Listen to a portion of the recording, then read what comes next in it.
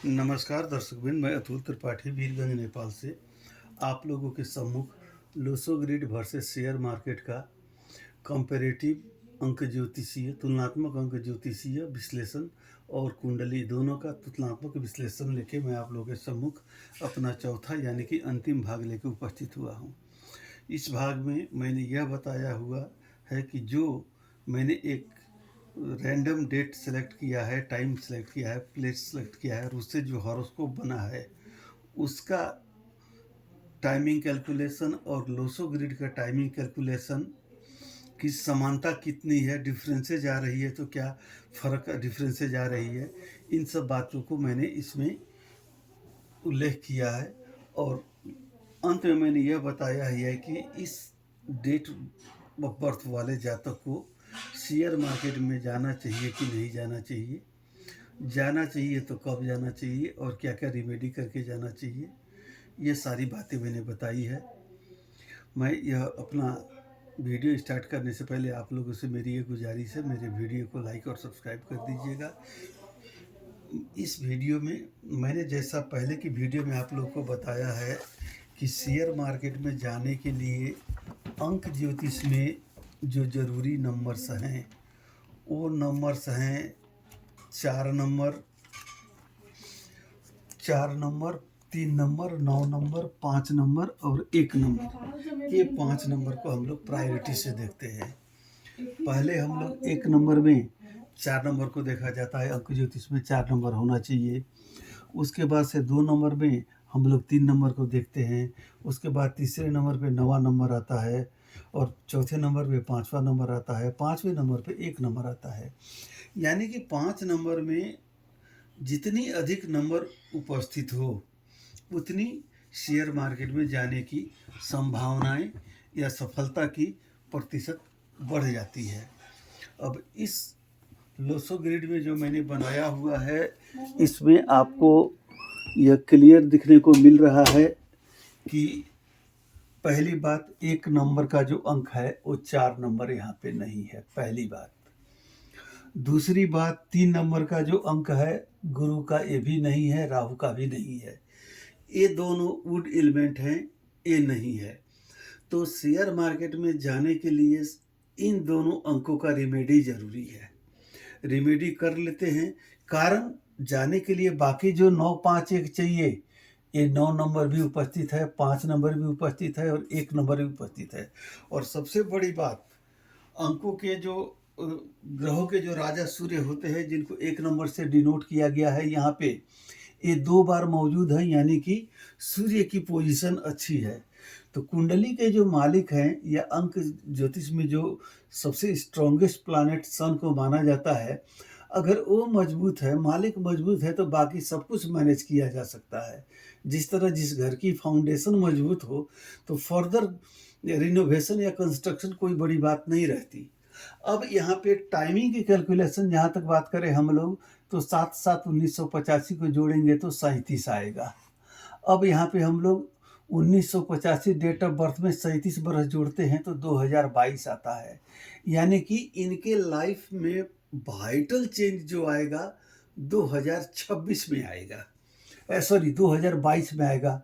2022 number 6 का हुआ और 6 नंबर यहाँ पे प्रेजेंट है।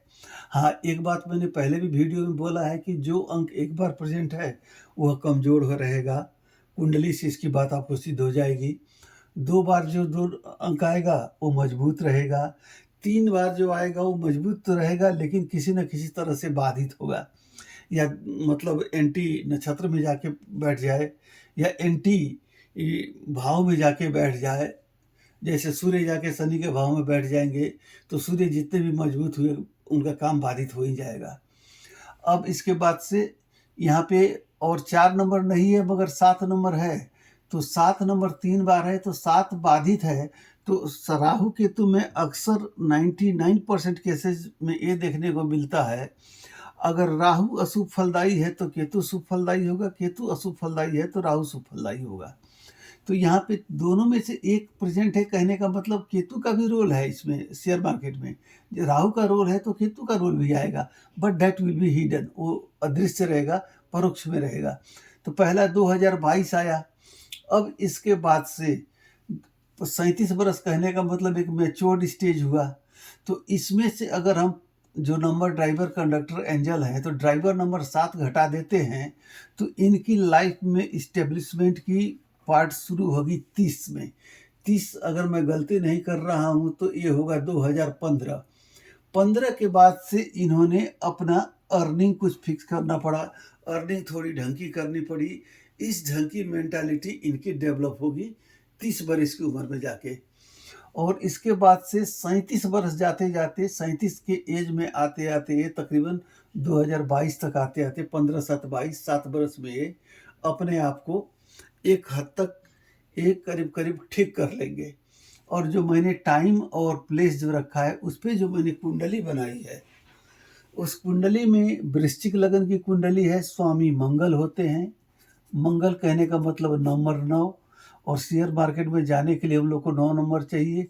कुंडली 9 का है तो पहला ये पुष्टि होता कि कुंडली के हिसाब से भी 9 नंबर आ रहा है, बंदा शेयर मार्केट में जा सकता है।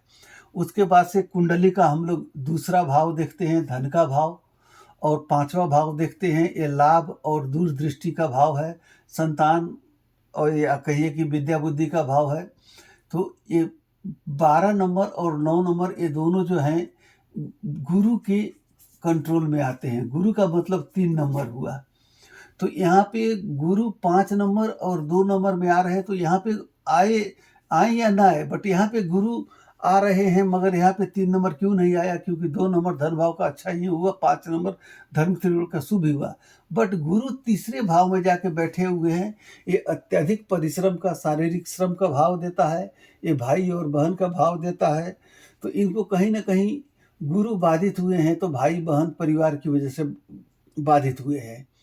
गुरु ज़्यादातर शारीरिक श्रम की अपेक्षा मानसिक श्रम पसंद करते हैं, मगर इनके जो कंट्रोल में दोनों भाव हैं, शिक्षा के लिए भी इनको एड़ी चोटी का एक जोड़ लगाना पड़ेगा और इनको पैसे कमाने के लिए भी एड़ी चोटी का जोड़ लगाना पड़ेगा। कारण कि गुरु जो हैं इस भाव में कमज़ोर, तृतीय भाव में कमज़ोर माने जाते हैं। और तृतीय भाव जो है वो बुध का भाव होता है, और इस कुंडली के लिए बुध और शुक्र दोनों मार्केश हैं, मृत्यु तुल्य कष्ट देने वाले हैं। तो गुरु एक तो मार्केश के भाव में जाके बैठ गए, उसके बाद से शनि की राशि में बैठ गए। शनि हुए आपको न्याय के कारक, गुरु हुए आपको ज्ञान के कारक, और बुध जो भावपति बुध हैं वो है व्यापार के कारक। तो तीनों में कहीं ना कहीं जज के पास भी दिमाग होता है, गुरु के पास भी दिमाग होता है, और बनिए के पास भी दिमाग होता है। तो 3 तिगाड़ा काम बिगाड़ा वाली यहाँ पे फंडा आ गई। इसलिए गुरु यहाँ पे कमज़ोर है, परिणाम स्वरूप यहाँ पे गुरु नहीं आए। बट जो 2 भाव के मालिक हैं ये भाव अच्छे हैं, इसलिए आप शेयर मार्केट में जा सकते हैं। 3 की उपस्थिति यहाँ गौण होने से भी यहाँ पे बल होने की वजह से ज़्यादा दिक्कत नहीं मानी जाएगी। गुरु की उपस्थिति समकक्ष में रहेगी। इसको रिमेडी करके आप आगे बढ़ सकते हैं। 3 की रिमेडी आप कर सकते हैं यहाँ पे। उसके बाद से आता है 8वां भाव। 8वां भाव जो हुआ आपको गहन चिंतन का भाव हुआ, रिसर्च, अनुसंधान, नए नए खोज, दूरदृष्टि, दीर्घकालीन योजनाएं, ये सारी जो बातें हैं ये 9 नंबर से आती है। और 9 नंबर के भावपति जो 8 हैं वो मंगल हुए, अपने राशि में ही बैठे हैं, और इनके साथ सूर्य बैठे हुए हैं। सूर्य यहाँ पे कर्म के स्वामी हैं। 5वें भाव जो कि शनि का हाउस है, ये हाउस शनि का है, बट इनके कुंडली के लिए कार्य के स्वामी शनि हुए। तो इनको गवर्नमेंट रिलेटेड सेक्टर से रिलेटेड शेयर्स लें तो इनको अच्छा होगा, या जो भी सेक्टर में ये जाएं इनके लिए, जहाँ पे कहिए ना कॉन्ट्रैक्टर का काम करें या रियल इस्टेट का काम करें, मंगल यहाँ पे हैं तो मंगल की 1 2 3 4 चौथी दृष्टि धन भाव पे, आय भाव पे पड़ रही है तो रियल इस्टेट का काम कर सकते हैं। इसके बाद से कॉन्ट्रैक्टर का काम कर सकते हैं। 7वां धन भाव पे जाता है तो यहाँ पे 9 हुआ तो टाइप ऑफ लीडरशिप भी इनको सूट करेगी। और 9वां भाव यहाँ पे आता है फिक्स एसेट का, ये रियल इस्टेट का काम भी कर सकते हैं। और इनकी माता से ज़्यादा लगाव होगी क्योंकि यहाँ पे चंद्रमा माता के कारक चंद्रमा बैठे हुए हैं। हाँ, ये बात अलग है कि शनि जो है इनके कुंडली में एक बिजनेस के कारक हैं, जो कि बिजनेस शनि के लिए सूट नहीं करता, एक कर्म अनुसार के फल सॉरी शनि जो है आपके 10-11 एक मतलब भाई भारदार भाई भतीजे के कारक हुए, चौथा जो है फिक्स एसेट पैतृक संपत्ति के कारक हुए, और ये भाव हुआ चंद्रमा का। चंद्रमा शनि का बनता नहीं है, इसलिए इनको पैतृक संपत्ति उतनी अच्छी नहीं दिखती है, होगी काम चलाऊ होगी। अब इसके बाद से बाकी जो है, अब हम लोग 7 के बाद से 11 नंबर देख रहे हैं। 11 नंबर 3 कुंडली के मतलब आपको 8 और 11 भाव के स्वामी बुध है। अब बुध जो है, बुध आपके इनके कुंडली में मार्केश है, मगर एक बात यह भी कहा गया है, बुध जाके यहाँ पे अपने शत्रु की राशि में बैठे हुए हैं, इसलिए इनका कसबल यहाँ पे ज़्यादा नहीं चलेगा। बुध चंद्रमा को शत्रु नहीं मानते हैं, अच्छा करेंगे, लेकिन जब जब चंद्रमा में बुध की अंतर्दशा प्रत्यांतर दशा आएगी तब तब इनको तकलीफों का सामना करना पड़ेगा। बुध उतने खराब नहीं है, परिणाम स्वरूप यहाँ पे एक बार आए हुए हैं। अगर बुध यहीं पे अगर 4 की बजाय 5 होती या 3 होता या और कोई अंक होता तो बुध काफ़ी अच्छा रिजल्ट देते इनको। अब इसके बाद से आगे हम लोग बढ़ते हैं। अब इनकी कमाई की पोर्शन को हम लोग देखते हैं यहाँ पे। तो अर्निंग का पोर्शन देखने के लिए D1 और D9 जोड़ते हैं तो 45 साल आता है। तो कुंडली इनकी यह कहती है 45 वर्ष के बाद से ये सिर्फ ग्रोथ ही ग्रोथ रहेगी, इनको डी ग्रोथ की तरफ जाना ही नहीं है, अवनति की तरफ ही जाएगी नहीं। 45 वर्ष के जब ये पहुँचेंगे उस टाइम में पूरी तरह से सिक्योर्ड और सेचुरेटेड रहेंगे, न इनके पास से कोई नई काम की प्लान भी रहेगी, तो मतलब अपनी एक मिनिमम जो लेवल है वो सेटिस्फेक्शन का मिनिमम लेवल है कंप्लीट कर चुके रहेंगे। इनको कोई टेंशन नहीं करनी रहेगी कि मुझे ये करना है। अब ये 45 है और यहाँ पे हम लोग जोड़ रहे हैं 37 में। हम लोगों ने 7 जोड़ा तो 44 आया, 6 जोड़ा तो 43 आया, 1 जोड़ा तो 38 आया। तो पहली बात 38 देखते हैं। 38 अगर हम लोग देखते हैं तो 37 इनको 38 अगर हम लोग जोड़ते हैं तो 8 5 13 2, अब 38 जोड़ा जाए 1985 में, अगर 38 जोड़ा जाए तो 8 5 13 3 8 4 12 2023 में इनको 3 4 7 आया। तो इस टाइम में क्योंकि केतु का ईयर हुआ तो केतु इनके कुंडली में सप्तम 12वें भाव में है। 12वें भाव के स्वामी गुरु होते हैं और गुरु आपके कमजोर हैं, केतु रोग आदि के कारक हैं। तो इनकी कमाई तो होगी, केतु इनको 12वें भाव में है तो इनको विदेश हर हाल में, शनि और केतु की दशा में इनको विदेश जाना पड़ेगा, चाहे 2 दिन के लिए जाएं या 2 साल के लिए जाएं या 20 साल के लिए जाएं। जब केतु की टाइमिंग आएगी तो बाहर जाएंगे, और ज़्यादा संभावना आप मान के चलिए कि इसी टाइम में जब केतु का ईयर जब स्टार्ट हो रहा है 2023, तो इसी में बाहर निकलेंगे इसी के आसपास बाहर जब निकल जाएंगे। लेकिन एक बात है, केतु हॉस्पिटल के भाव में जाके बैठा हुआ है, स्वास्थ्य के भाव में बैठा हुआ है, तो इनका कमाई का एक बड़ा हिस्सा स्वास्थ्य पे खर्चा होगा, चाहे खुद के स्वास्थ्य पे हो या परिवार में कोई अपने जिनकी जिम्मेदारी इनके सर पे उनके स्वास्थ्य में हो, हॉस्पिटल आदि में इनके खर्चे का एक मोटा हिस्सा उधर जाएगा। अब यहाँ पे हम लोग महादशा से चलते हैं तो अभी 19/6/2016 से 16/9/2030 तक बुध की महादशा चल रही है, जो कि मार्केश की महादशा है। तो 2016 से इनको भाग्य भाव में बैठा हुआ है, तो क्या है, इनको हमेशा दिक्कतों का सामना करते हुए आना पड़ा है, और उसी में जब अंतर्दशा अच्छे ग्रहों का आया तो कुछ इनको राहत भी मिली होगी। फिर जब इनके अकारक ग्रह जो हैं उनकी जब महादशा आएगी, बुध शुक्र इन सब की महादशा जब आएगी तो इनको दिक्कत भी आएगा। मगर एक बात, इनके कुंडली में शुक्र जो है सप्तम भाव में है। सप्तम भाव में शुक्र आके 60 डिग्री पे बैठे हुए हैं, यानी कि शुक्र जो है बाल्य अवस्था में है।